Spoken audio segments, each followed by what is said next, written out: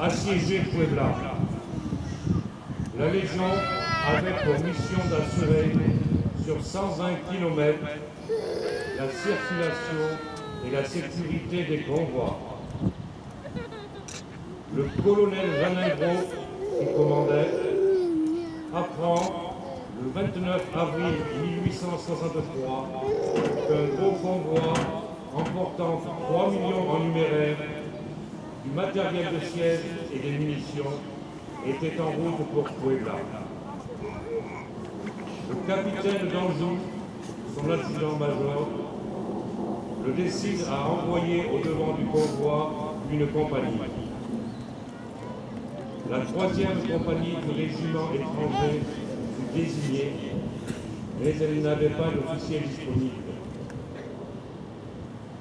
Le capitaine d'Anjou en prend lui-même le commandement et les sous-lieutenants Naudet, porte-drapeau, et Villain, payeur, se joignent à lui volontairement.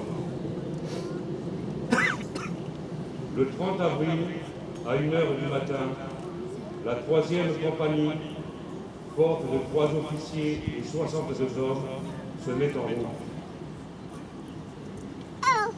Elle avait parcouru environ 20 km quand, à 7h du matin, elle s'arrête à Palo Verde pour faire le café. À ce moment, l'ennemi se dévoile et le combat s'engage aussitôt. Le capitaine d'Anjou fait former le carré et, tout en battant en retraite, repousse victorieusement plusieurs charges de cavalerie en infligeant à l'ennemi des premières perces vertes. Arrivé à la hauteur de l'auberge de Cameron, vaste bâtisse comportant une cour entourée d'un mur de 3 mètres de haut, il décide de s'y retrancher pour fixer l'ennemi et retarder ainsi le plus possible le moment où celui-ci pourra attaquer le convoi. Pendant que les hommes organisent à la hâte la défense de cette auberge, un officier mexicain, faisant valoir la grosse supériorité du nombre, somme le capitaine d'Anjou de se rendre. Celui-ci fait répondre « Nous avons des cartouches et ne nous rendrons pas ». Puis, levant la main, il jura de se défendre jusqu'à la mort et fit prêter à ses hommes le même serment. Il était 10 heures. Jusqu'à 6 heures du soir, ces 60 hommes qui n'avaient mangé ni bu depuis la veille, malgré l'extrême chaleur, la faim, la soif, résistent à 2000 Mexicains, 800 cavaliers, 1200 fantassins. À midi, le capitaine d'Anjou est tué d'une balle en pleine poitrine. À 2 heures, le sous-lieutenant Villain tombe, frappé d'une balle au front. À ce moment, le colonel mexicain réussit à mettre le feu à l'auberge. Malgré la chaleur et la fumée qui viennent d'augmenter leur souffrance, les légionnaires tiennent bon, mais beaucoup d'entre eux sont frappés. À 5 heures, autour du sous-lieutenant Naudet, il ne reste que 12 hommes en état de combat. À ce moment, le colonel mexicain rassemble ses hommes et leur dit de quelle honte ils vont se couvrir s'ils n'arrivent pas à abattre cette poignée de braves. Un légionnaire qui comprend l'espagnol traduit au fur et à mesure ces paroles.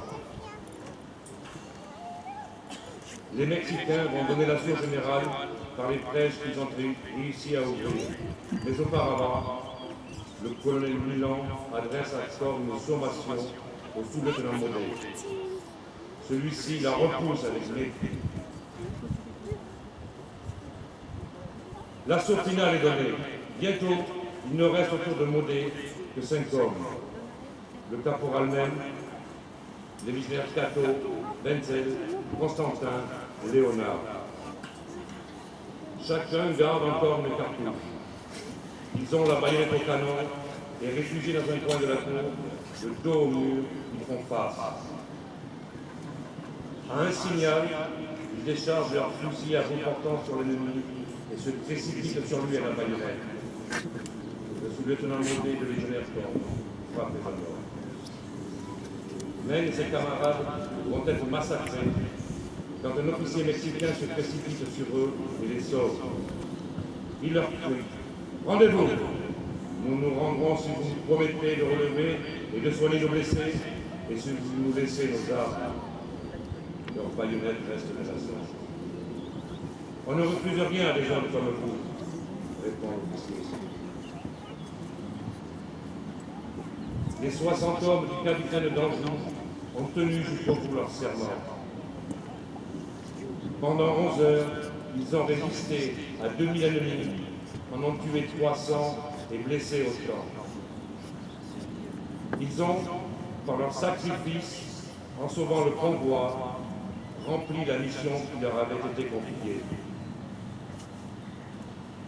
L'empereur Napoléon III décida que le nom de Cameron serait inscrit sur le drapeau du régiment étranger et que, de plus, les noms de Danjou, Vilain et Maudet seraient gravés en lettres d'or sur les murs des Invalides à Paris. En outre, un monument fut élevé en 1892 sur l'emplacement du combat. Il porte l'inscription